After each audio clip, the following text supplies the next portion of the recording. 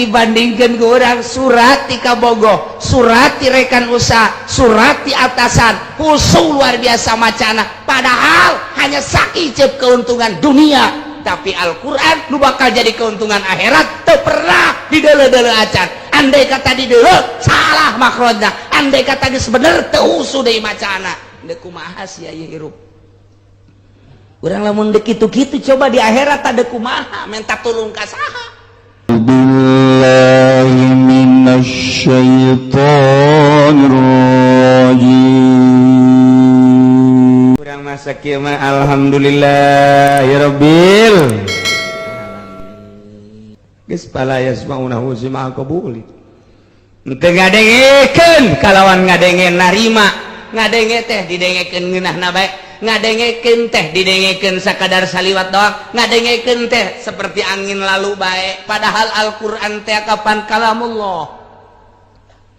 Eta kupar mah kabaheula hampir teu beda jeung urang kuari. Quran didengekeun tapi dipahami henteu.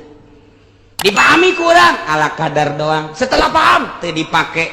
Buktina mun make kada Al-Qur'an bentuk negara lain kos kieu. Ieu keur carita. Atau taruhlah bentuk negara mah geus kesepakatan baheula atuh jujur jeung adil mun bener teh mah nya make Al-Qur'an. Ja pamarentah nage mayoritas Islam, bahkan aya kiaian, bahkan aya ustadan, di DPR nage loba ustad loba kiaian, tapi ternyata berita nu kahandap korupsi jeung korupsi, maling jeung maling bae teu make berarti ka Al-Qur'an. Di luhur da teu make, masyarakat nage teu make sarua.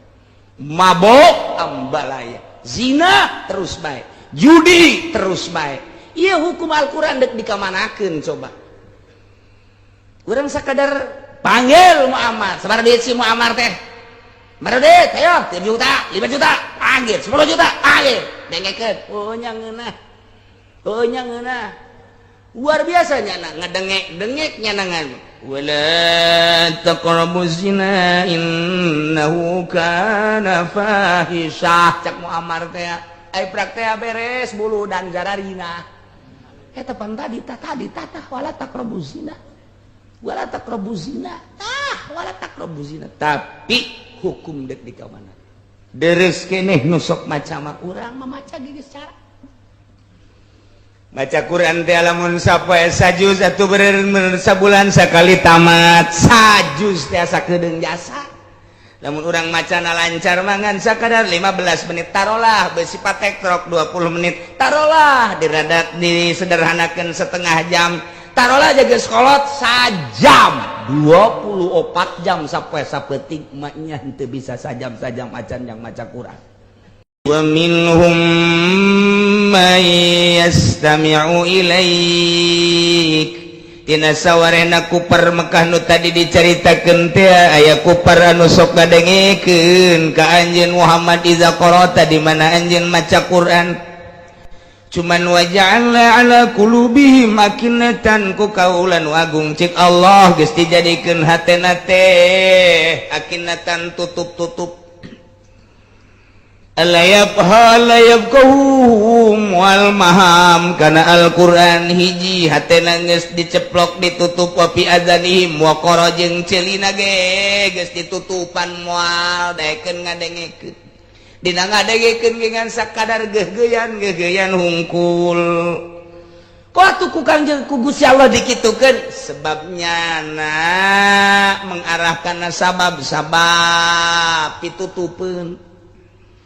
Allah manutupeun hatena soteh, Allah manutupan ceulina soteh lantarannya nangis nyeun sebab kana nu bakal ditutupan ku Gusti Allah. Kayaning nyana buang kawarah jasa. Kaya ning nyana teh ngamusuhan jasa ka Kangjeng Nabi etalah sabab karena tutup-tutup ka hate tutup-tutupna ceuli teu bisa ngadengekeun Al-Qur'an nu bener dengan hati nurani dengan lemah dengan sadar henteu geus ceuli na ditutupan ku Gusti Allah hatena teh ditutup ku Gusti Allah nyaho bae ka Al-Qur'an tapi ngeridit mah terus bae.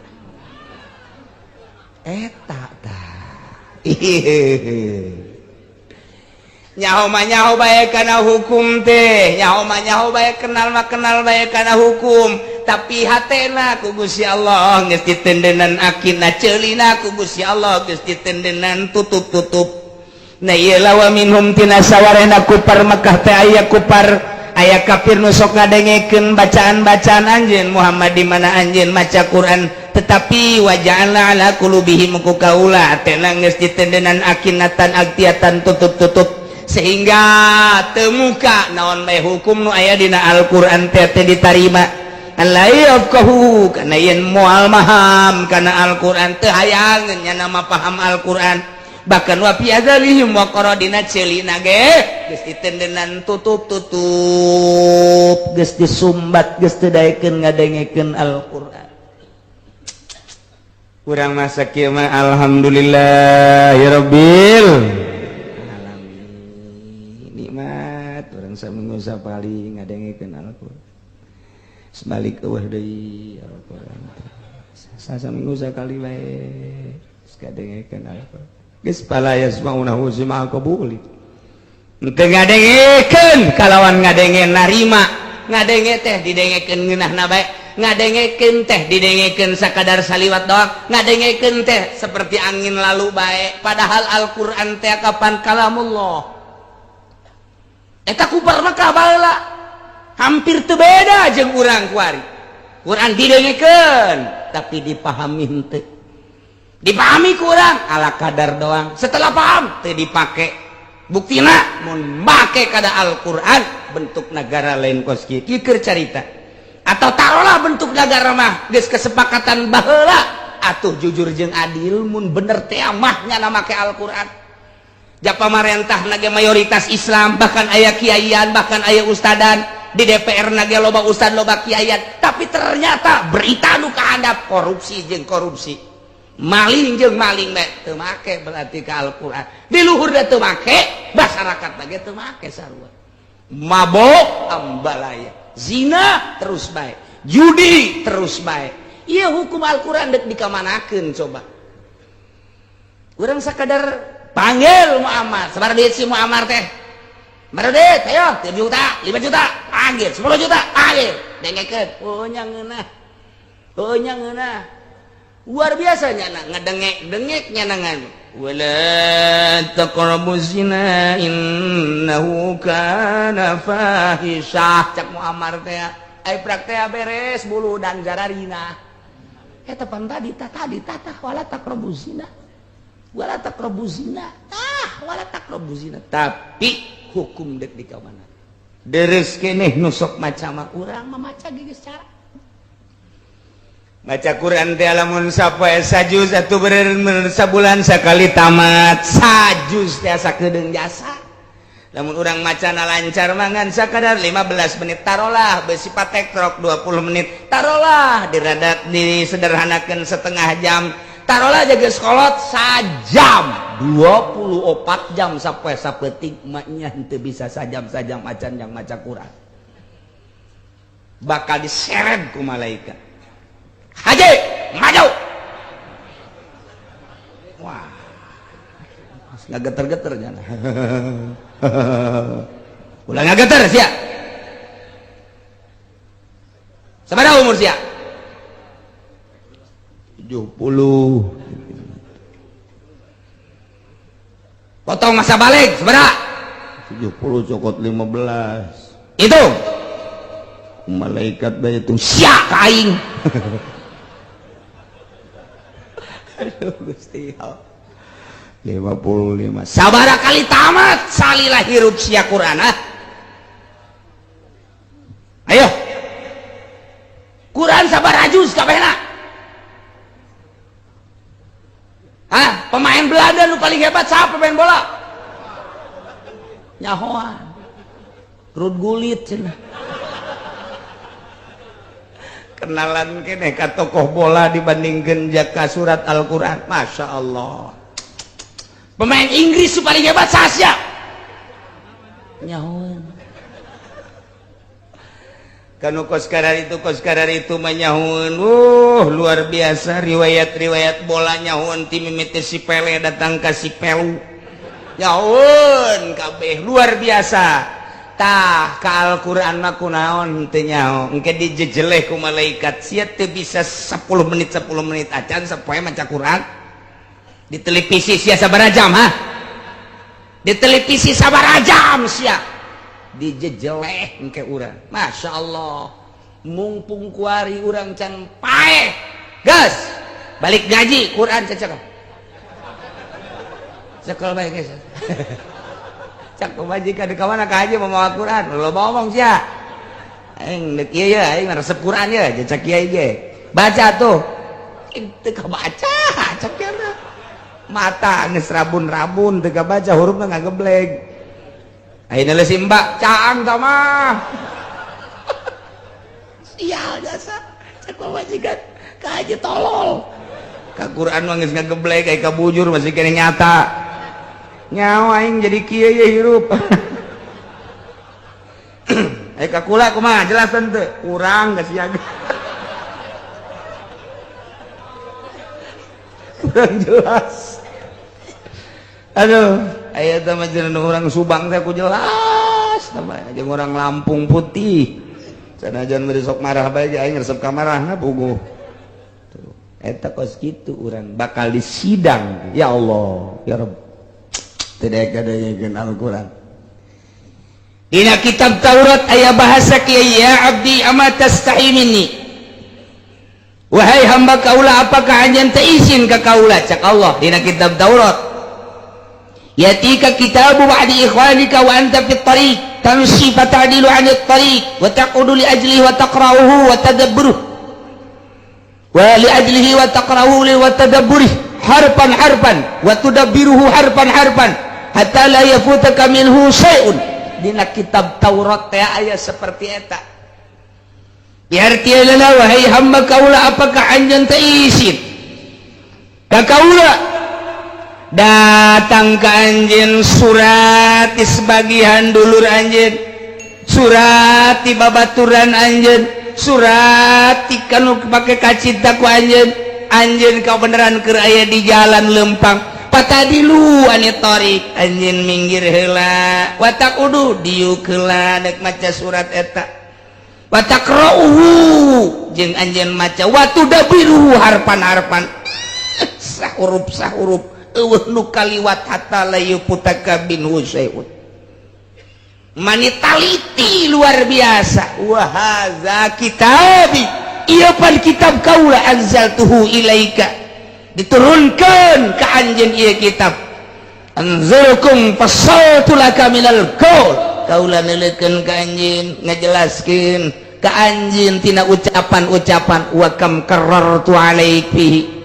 litatammala tulahu wa ardahu summa anta muridun hanu sababaraha kali ku aing supaya dipikir gede jeung panjangna jeung jerona tapi summa anta muridun anhu kunaon anjeun ngabalir tina kitab kaula apa kuntu ahwanu alaik min badi ikhwanik apakah aing teh leuwih hina tibatan dulur maneh duluratan coba eta lamun ku urang kuari di bahasa urangkeun nu sederhana urang keur lempang di jalan jol bae aya babaturan urang punten ieu teh Mang Udin teh nya ieu Junaid aya naon iya aya surat di coba bareng di deuleu si pengirimna teh Sarwiti keur di jalan cek Junaid din kasih sila kasih aya ieu surat aduh lain samarang dibuka surat ejana ka negara ka mana kanu mawana ulah mah cenah negara ka sudah kek itu surat ya rokok teh ya ongkos saya boh dikieun 100 ribuan ya aya nu cokot 10.000 tah gaya pengusaha teh kos gitu pengusaha pelit teh kos gitu 100 200 10 ya sial sak bawa surat tek ugal ledeg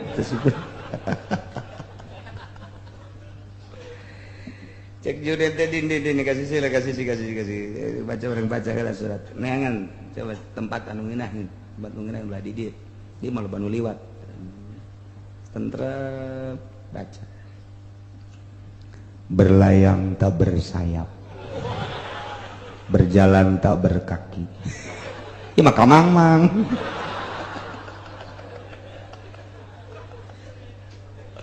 Datanglah sepucuk surat ini ke pangkuanmu Junaid. Tak ada lain kecuali untuk menyatakan isi kandungan hatiku. Setelah pertemuan kita di pengkolan pada malam hari, disertai dengan rincik-rincik hujan, dari situlah hatiku menggetar, ingin menyatakan isi kandungan. Tidak ada lain kecuali I love you Junaid. Aduh, si Junaid tadi jasa diserangan, hehehe, ngantep paeh doang Junaid. Surat lagi ngalipet lagi lalaunan. Tak siap pernah di suratan semacam eta, bungahna luar biasa. Sanggesta bunga, macan lagi unekal liwat saya tiga can. Andai kata ayat suara-suara nu ngaganggu, pasti suara nu ngaganggu eta. Hei, bandeng sia, disentak ku sia. Andai kata rada poek, pasti beli baterai heura, sorotan ku sia. Kusu jasa sia eta di suratan ku eta. Bandingkan jeung aing nyuratan make surat aing Taurat. Mun baheula kuari mah sarua wae bandingkeun jeung surat aing ka sia Al-Qur'an. Pernah sia husu maca surat ti kabogoh sia? Pernah sia teh ieu bener-bener luar biasa nganaon kitu ngaranna memahami Al-Qur'an, sakumaha memahami bahasa kabogoh sia. Urang bakal dikitu-kitu engke tadi akhirat. Bakal dikitu-kitu. Haji tadi sabara kali maca Quran sapoe? Sabar aja. Pernah teu di suratan ku babaturan? Pernah. Kusaha rekan usaha. Kumaha eta maneh maca surat oh luar biasa husu jasa. Sebab didinya aya kauntungan. Kula di suratan ku ti Bandung cek jenna teh di dalam suratna tidak ada lain, engkau harus mengirim barang. Udahlah urusan harga diatur saja. Andai kata di situ suka dikeluarkan satu pasang sendal itu 20, udah saya beli 40. Udah nanti datang barang saya transfer uangnya. Pan eta sia husu jasa lain husu deui. Woh, di otak teh anu geus kabayang lain duit Innova.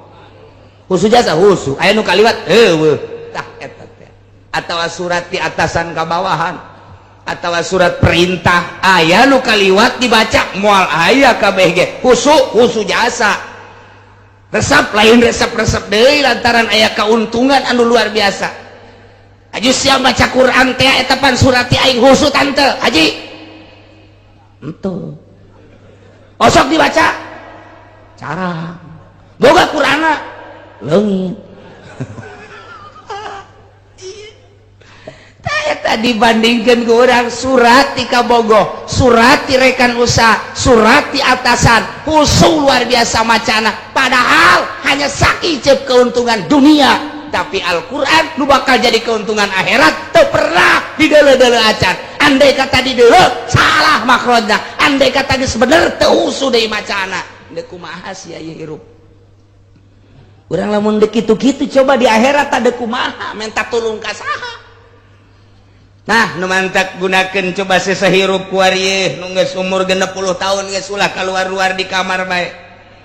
Ya, ulah kaluar-luar aing mah deuk di kamar bae. Bebeja ka anakna, abah deuk di kamar bae. Emang kunaon? Kawin deui jeung manyar. Tah, baca Quran teu bisa, loba ustad di lembur. Cenah hese jasa janeanganana anu aya kula mah teu pernah. Mimiti ge maca Iqra aya ngejah aya.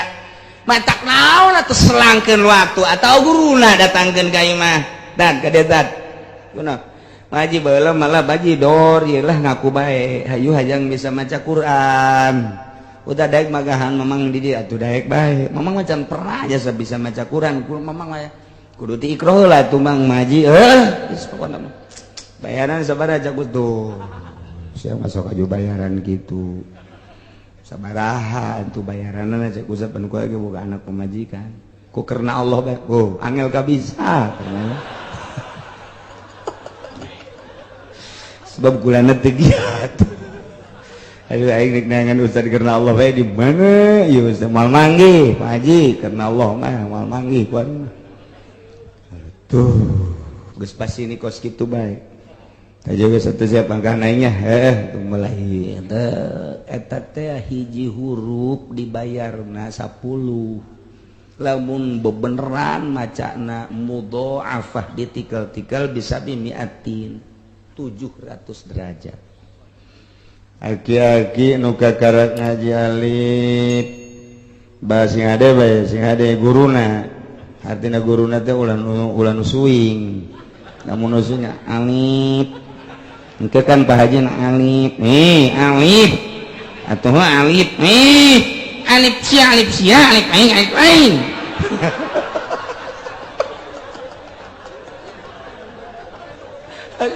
si ada guruna tah ieu mulai Pak Haji alif batasa jim terus eta hiji huruf 10 datang ke khusu dibayar 700 datang ke bisa Masya Allah luar biasa pintu sorga terbuka bidadari geus kieu Haji Junaid Allah karim gas aing mau nonton TV aing endek ngagunakeun waktu aing ngamangpaatkeun waktu aing jati leuletik aing nonton TV bae ja kos kieu keneh aing dek ngamangpaatkeun waktu aing mun aing dibere 63 ku Gusti 3 tahun deui aing paeh aing asal boga ridho Gusti bae los TV jang sia ka anakna gantian nu bagus ka dieu abah sepeleng tah naon ieu abah bikin ke anakna jang sia teh mah kunaon emang loba etaan rumeuk cek cenah teh loba sireuman abah mah yang jelas ya abah kos gieu teh aing lalagaan los jang sia moal aing moal ngadengikeun radio moal ngadengikeun TV aing maca Quran 3 tahun deui aing mun galibna 3 tahun deui paeh aing rugi can bisa maca Quran tah eta Ki Haji Pohara Jasa tah make Pohara Jasa tah geus istimewa bae tah make Haji nu geus nokos kitu Masya Allah engke lamun di sidang Haji Junaid ayo ya Pak berapa umur genep 3 Pak barakali ya maca Quran tamat da sapoe teu pernah pangan di akhir kula ieu bodoh aju kula ngayanan kitu ngaranna ngundang guru sa guruna aya Salim lim sia guruna dibayar aya jangjingna nabi bayar ka dia da henteu geus bener geus datang ka mana alhamdulillah bisa maca Quran jadi kula kuari maca Quran lantaran atuh awal-awal anyar-anyar bisa nangis kula mah ieu mat deuleu bae di imah kula geus TV radio kula mah ngahaja bae maca Quran bae tah 3 tahun kula maca Quran Masya Allah eta nu umur 60 tahun teh bajidor jalan di Jakarta baheula main dadu main remi dan lain sebagainya eta teh ku baca Quran 3 tahun tobat bebeneran guys sorga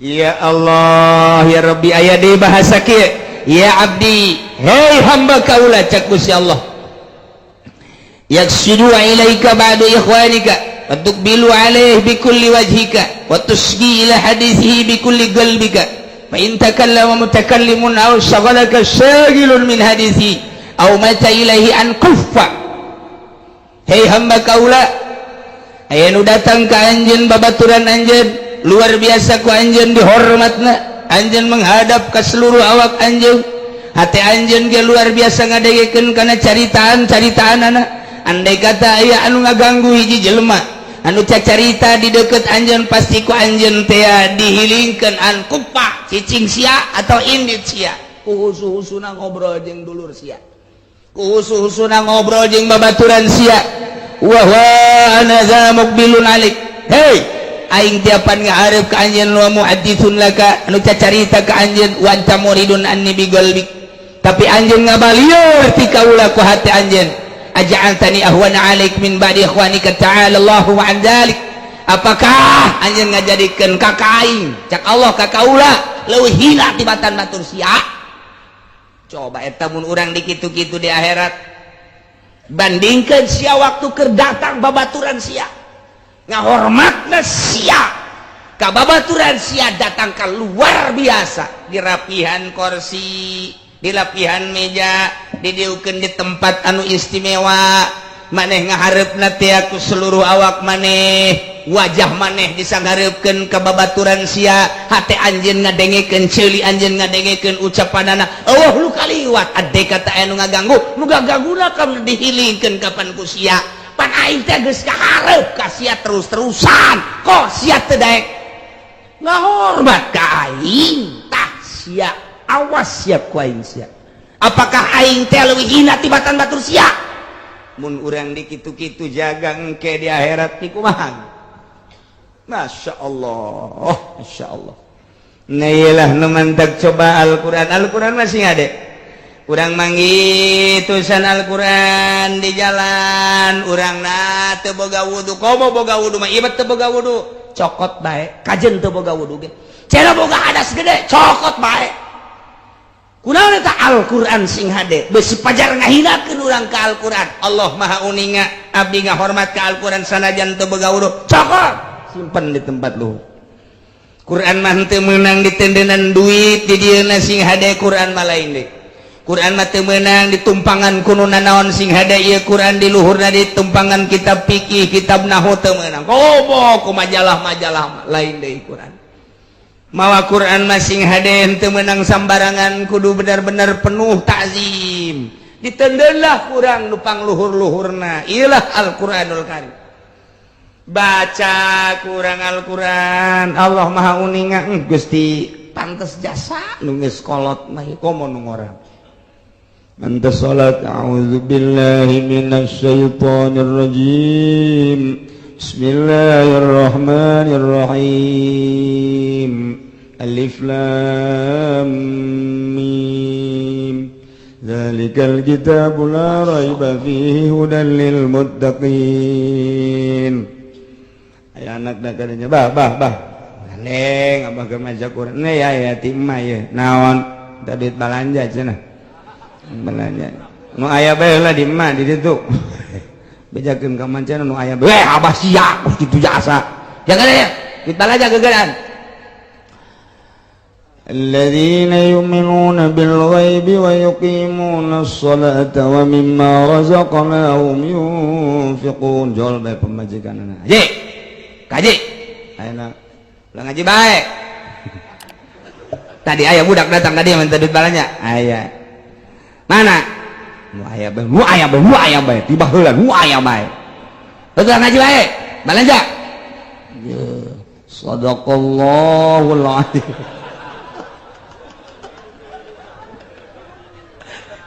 geus acan saayat geus sadaqallahul azim gara-gara sia tah duit balanja tah deuh dihareupeun TV kotrek 2 jam dihareupeun TV maca Quran saya teh anggeus aya di TV 2 jam saeta engke bakalna di sidang ke dihareupeun sabaraha ayat sia maca Quran saayat teh anggeus aya Quran teh dianggeuskeun atuh pan kaganggu ku pamajikan atuh beres mere duit atuh ka mana hareupeun TV aju anggeus di sidang Masya Allah karim sing ada nu can bisa maca Quran belajar nu geus bisa maca Quran mantes salat baca ulah datang ka teu baca atawa dihususkeun aing mah maca Quran teh geus boga waktu khusus jam sabaraha jam 3 peuting batur hees aing kerek maca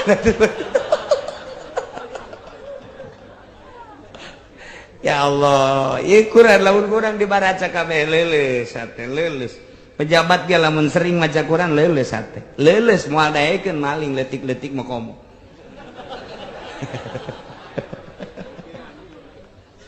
Ya Karim, ya Quran. Mulailah orang manfaatkan waktu orang kadananku ditalar baca mun urang nusuk ka mushola aki-aki atau ke masjid Quran tenden di luhur ke memeh salat atau anta salat ala kadar membaca bae ala kadar baca komo lamun memeh mau memeh sare maca surat alif lam mim tanzil jeung tabarok tama geus maklum jasa tabah memeh sare teh urang maca a'udzubillahi minasyaitonir rajim bismillahirrahmanirrahim alif lam mim تنزيل الكتاب لا ريب فيه من رب العالمين أم يقولون افتراه بل هو الحق من ربك لتنذر قوما ما أتاهم من نذير من قبلك لعلهم يهتدون الله الذي خلق السماوات والأرض وما بينهما في 6 أيام ثم استوى على العرش ما لكم من دونه من ولي ولا شفيع فلا تتذكرون يدبر الأمر من السماء إلى الأرض ثم يعرج إليه في يوم كان مقداره 1000 سنة ما تعدون ذلك علم الغيب شهادة العزيز الرحيم الذي أحسن كل شيء خلقه وبنى خلق الإنسان من طين ثم ja'ala nasahu min sulalatin ma'in mahin atuh anggeus datang ka anggeus mah datang ka asar ya mah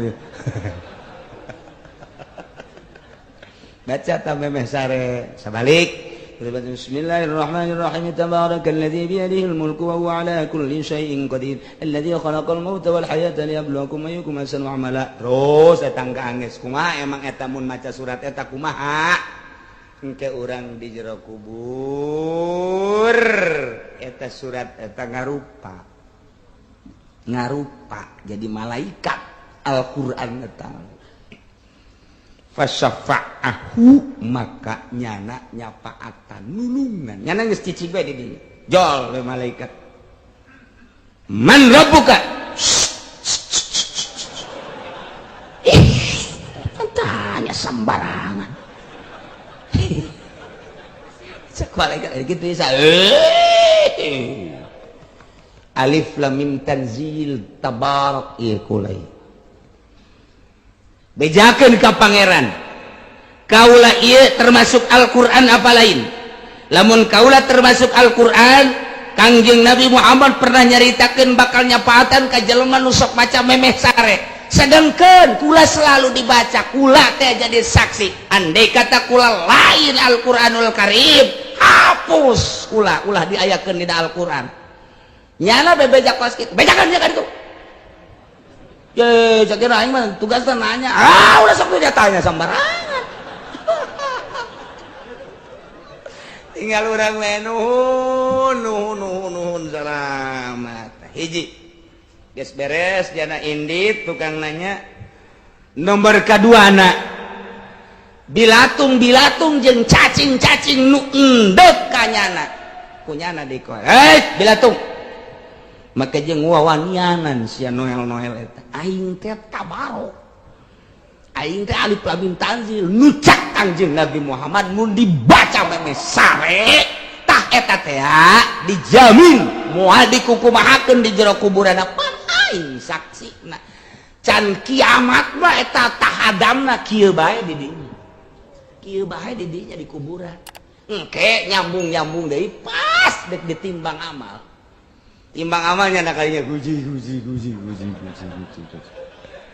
nya geus dadah we tenang je aduh coba eta teu ngeunaheun kumaha memeh sare alif lam mim tanzil jeung tabarok eta mah pan sering jasa eta mah diceramahkeun ku kiaina kiaina ge emang telok maca ieu atuh teu nyambung Gusti nah iyalah wayahna komo nu geus kolot mah saya baca di tamala tu aya ieu dina majmu nu mantak dipuat di majmu syarif eta teh supaya dibaca hampang geus teu talar geus ngalawuduh heula langsung bae memesare bismillah a'udzubillahi minasyaitonir rajim bismillahirrahmanirrahim alif lam mim tanzilul kitabi la raiba fihi min rabbil alamin am yaqulu laftarahu bal huwal haqqu min rabbika ya qauman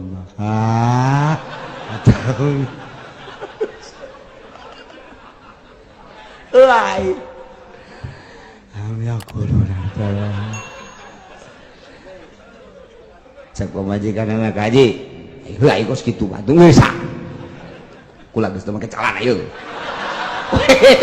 buringas deui teh Ki Haji ngadege teu make calana buringas Geus sadaqallahul azim.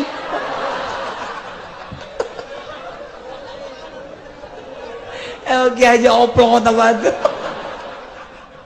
Ngadeng eta pabajikana ongkos, itu ngomong kos kitu deui. Masya Allah, manis sawadak teh camrok. Eleh bae eta padahal eta Allah keur ngomong ka urang urang ku makhlukna. Eleh padahal urang teh kumaha Quran teh keur ngobrol jeung Gusti Allah, urang teh keur ngobrol jeung Gusti Allah. A'udzubillahi minasyaitonir rajim. Bismillahirrahmanirrahim. Eta kalamullah. Alif lam mim tanzilul kitab alif lam mim tanzilul kitab la raiba fihi min rabbil alamin. Eta keur ngobrol jeung Allah. Lamun waliullah mah geus lupa darata, geus teu inget tanaon. Aya urang mah da pamajikan sawadak geus ular kieu we. Tanzilul kitab la raiba am yaqul. Aja muka calana di hari penyana deui. Aduh geus kieu bae. Quran hampir teu kaluhurkeun. Sadaqallahul azim.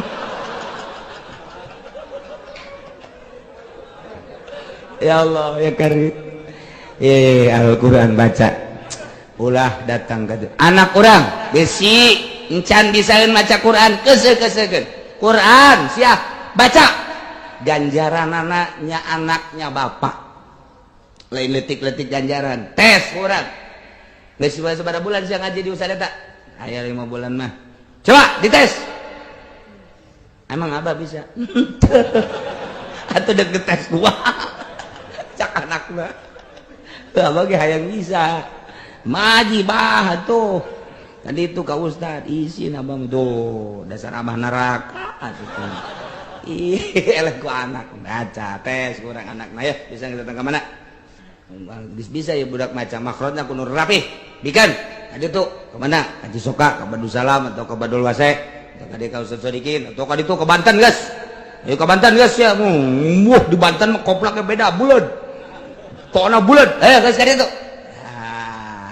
Bikin anak kurang guys. Ulah dimusabaqahkeun asal bisa bae maca Quran. Masya Allah. Atuh aing bakhrona rapi maca Quran ge urang lagi nu maca ngeunaheun ieu. Atuh geuna nu maca lagi. Eta nu sok teu ngeunaheun atuh emang nyana lagi maca teu ngeunaheun ieu. Bismillahirrahmanirrahim. Alhamdulillah. Bara-bara batur janana geus teu geunaheun. Teu geunaheun. Masyaallah bacana ila wa minhum may yastami'u ilaik. Inna sawarena ku permekah teh aya kafir anu sok ngadengikeun ka anjeun Muhammad di mana anjeun maca Quran. Cuman waja'alna ala qulubi makinnah ngan kami nu agung cek Gusti Allah geus kajadikeun tutup-tutup ka jero hatena supaya henteu bisa mahamkeun kana Al-Qur'an celina deui dicocokan nu mantap ku Gusti diperlakukeun seperti eta lantaran nyana nanyeun sabab-sabab mengarahkan dinya wa iyyarau kulla ayatin la yu'minu biha.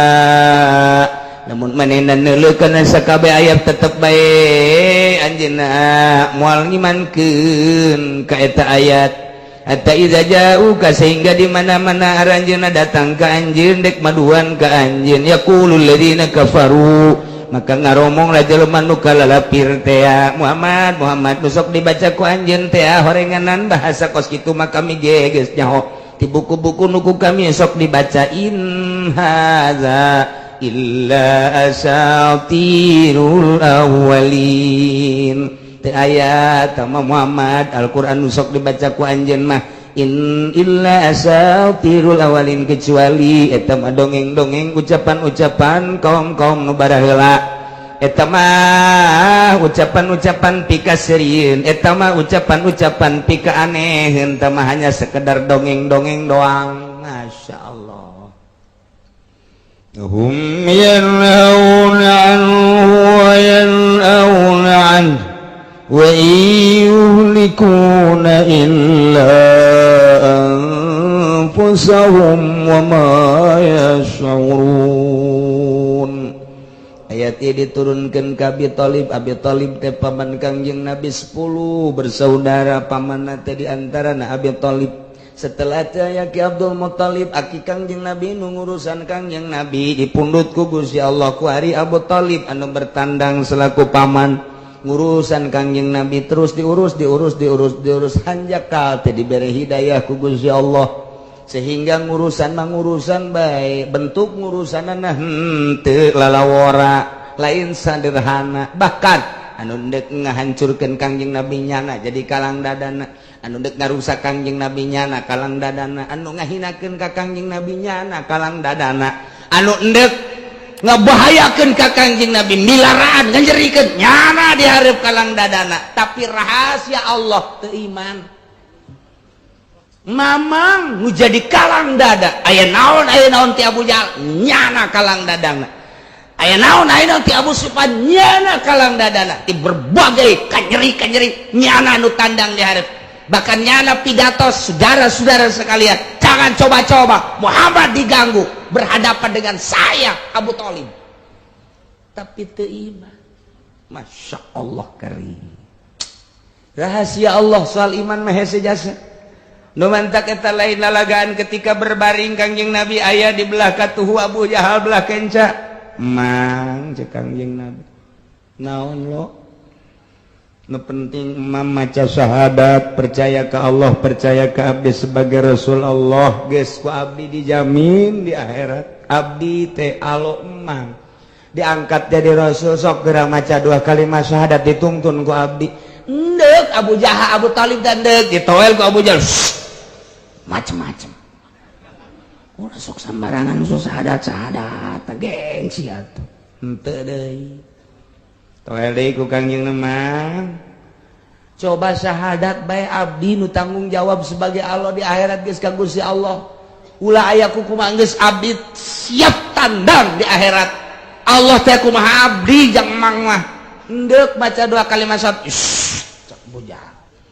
sembarangan sok syahadat na bae 3 kali gitu hos pae Kangjeng Nabi nyegruk cerik lain jeung cerikan naon teu iman tegur ku Gusti Allah innaka la tahdi man ahbabta walakinnallaha yahdi man yasha hei Muhammad innaka la tahdi anjeun teu bisa mere hidayah innaka la tahdi man ahbabta ka mamang anjeun Abu Thalib anu ka anjeun dipake ka cinta walakinnallaha yahdi man yasha tapi Allah nu mere hidayah tinggalkeun Kangjeng Nabi bari loyoh ninggalkeun pepegatan ti kuari jeung di akhirat terus merenung Kangjeng Nabi nu ngurusan nu jadi kalang dada anu pohara jasa cintaeunana hanjak hal teu iman cek Gusti Allah ulah deui kakarak mamang teu anak Nabi Nuh Kanan darah daging wayah teu dibere hidayah mah henteu bae wayah teu dibere hidayah mah henteu bae ulah deui kakarak mamang kakarak Kangjeng Nabi reda oh jaheuh geus teu bodoh nah ieulah turun ayat ieu teh gara-gara emangna Abu Thalib teh luar biasa jadi kalang dada Kangjeng Nabi tapi nyana nyegah ai iman mah ulah ka Muhammad coba eta cek Abu Thalib ai digalakan ulah Muhammad dihina ulah eta Muhammad teh dinyenyeri ulah eta Muhammad alo aing teh tapi sia iman mah ka Muhammad ulah deui jeung eta kos kitu eta Abu Thalib eta iman mah ulah dengekeun mah ku sia teu naon caritaan Muhammad nu aneh-aneh ku sia perhatikan mah henteu naon tapi aya dituturkeun mah ulah cek Abu Thalib Masya Allah mahal jasa hidayah tak turun ayat ieu wa hum yanhauna kafir Mekah di antarana Abu Thalib yanhauna nyarargah ka manusia anu dina iman ka Kangjeng Nabi nuturkeun ka Kangjeng Nabi wayanhauna jeung ngajauhan ku Mekah teh anu ti Kangjeng Nabi ane teu arariman ka Kangjeng Nabi wa in teu aya ihulikuna rusakna ku Mekah teh ku sebab ngajauhan jeung nyarargah teh ilaan busaum kecuali ka dirina nyana teu iman ka Kangjeng Nabi rusak, nu rusak teh dirina ngan wa maya surun, nyana keur ngarusak dirina teh teu nyahueun bahwa dirina keur ngarusak, teu iman ka Kangjeng Nabi nyilakakeun diri, teu nuturkeun Kangjeng Nabi cilaka dirina, teu nuturkeun ka Kangjeng Nabi cilaka ngan nyana teu nyahueun bahwa dirina cilaka ku sebab teu nuturkeun ka Kangjeng Nabi Muhammad. Urang mah jauh zaman ti Kangjeng Nabi tepi ka ayeuna, tapi alhamdulillahirabbil mahal ya hidayah, mahal ya, masya Allah. Nu mantak ti lumbur mana bae daek datang ka dieu aya imanan, aya ngadengekeun coba-coba ucapan-ucapan Gusti Allah, kalam-kalam Allah dina Al-Qur'an jeung dina fikihna, eta teh anu ngetuk hate urang iman. Urang teh dibawa ku iman.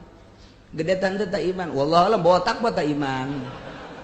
Dibawa ku iman orang ka dieu teh. Ajo geus datang ka dieu tuh macam-macam kumaha imanna bae. Aya nu aing mah di tengah bae gede berarti imanna teh. Aya nu di Tangkal Ambon bae rada leutik kumaha iman. Aya nu di mobil bae ku ari ngajina lah geus sarua bae cenah ceukna gengsi aing mah kan atuh leutik jasa tah mah imanna. Aya nu di jauh bae henteu ka dieu. Henteu ka dieu di imahna masing-masing. Bung aing mah ka dinya mah izin, ya aing mah kolot ceukna di imah bae. Atuh tah mah kahalaganku gengsi ngan tetep bae aya imanan. Masalah sih masalah tambah ukur ku sorangan bae, ukur ku sorangan jangan di tengah ge emang lah minggu hareup mah moal cenah hareudang ge kan anu keluar atuh macem-macem bae. Aya nu geus pasrah diri aing mah capek hareudang panas dek di tengah bae menyepaeh cenah di tengah. Aya nu kitu bae teu nekat meureun teu mata tuh, masya Allah. Jadi bawa ku iman orang teh, iman orang teh ngomong ngaroweco, ojah. Pengenalan iman teh melalui Al-Qur'an, melalui fikih. Oh, nikmate iman subur, al iman yazid wa yanqus. Kadang-kadang nambah, kadang-kadang kurang. Madak sing hade tah, urang dek maot cara tadi sing hade. Nu kira-kira bangsa ahli lain ahli Allah ulah dideketkeun ka doger sakarat. Buktina Abu Jahal tadi tah.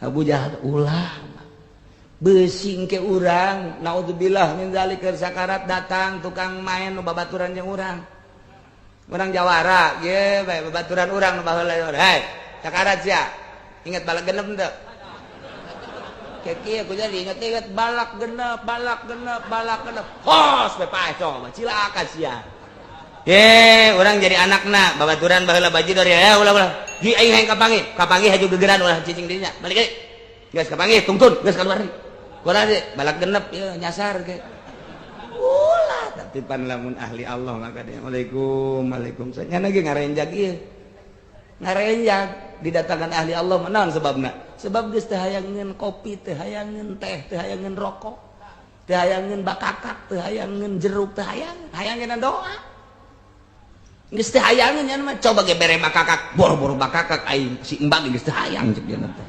hayangeun doa nyekelan kali Allah biasa teh nasihat bagi geunaheun geus kuari mah ulah loba anu diinget ulah loba anu dibaca hiji Allah beda nasihat keur butuh mah langsung inget Allah keur kieu mah geus tafwid leuwih tina sagala-gala pasrahna ka Allah fawid hu waruntan ya fawid tafwid garan geus tafwid bae tafwid teh pasrah jasa geus ka Allah artina pasrah jasa ka Allah bebeja bae di hate Gusti abdi baka Gusti teu mawa dosa teu mawa danaon teu boga amal ja abdi maka Gusti kumaha Gusti bae prak-prak aku kabeh di hareupeun Allah ulah ngaku hebat di hareupeun Allah aku dosa aya di abdi kasalahan aya di abdi tapi pan Gusti mah atuh pan maha hampura ka sorga abdi mah lain ahlina ka neraka embung kumaha Gusti bae tama abdi ja ka sorga teu pantes kos abdi mah dikasorgakeun ka neraka ja panas abdi mah sakallah teu di tengah-tengah bae nya kumaha Gusti bae lah atuh tengah ge atuh azallah panas bae abdi kebal-kebal mah atuh ka sorgakeun Gusti eta bahasa nipu Allah eta kos kitu mah cak Gus Dur nipu Allah Gus eta doa nipu Allah cak Gus Dur terus kitu teh ilahi stulil firdausi ahla Gusti abdi mah ka surga jalain ahli wala aqwa ala nari jahim kana neraka jahim bejana panas teu kuat sakitu bae abdi mah geus bae Gusti abdi mah kumaha Gusti bae tah mah sakitu bae tah mah kamanakeun atuh terserah Gusti ka surgakeun bae tertipu berarti Gusti sahli teh Gus Dur aya bae tuh gitu ya sing ade keur sakarat geus aya abah urang keur sakarat deuleu bapak urang baheula rada bajir loba babaturan ka situ tah toel ku urang teh di dieu bae mah ngobrolna ya bari ngarokok di luar ulah keuna di dieu teu betah ya santri ya kiai ngalayat toel deui ulah kebal-kebal pan eta kiai Golkar terus ulah kebal-kebal ke nyaritakeun proposal deui Gusti bener-bener ahli ibadah kena didinya moal jauh ahli ibadah mah ngomong nanti Allah tobat gitu bae Pak deres tandina geus janana ge beda dan hampura geus dihampura ka Allah bae geus hampuran geus pinuh ku nasihat Allah ta eta teh geuna contoh tah Kangjeng Nabi bae jeung Abu Jahal ta eta Abu Jahal tanu menang singkirkeun tuh gitu eta mah keur carita zahir geus kuatan bae ku urang kuari batin urang iman urang ka Gusti Allah Subhanahu wa taala sing rajin-rajin jaddidu imanakum bila ilaha illallah anyarkeun iman anjeun ku maca la ilaha illallah wallahu a'lam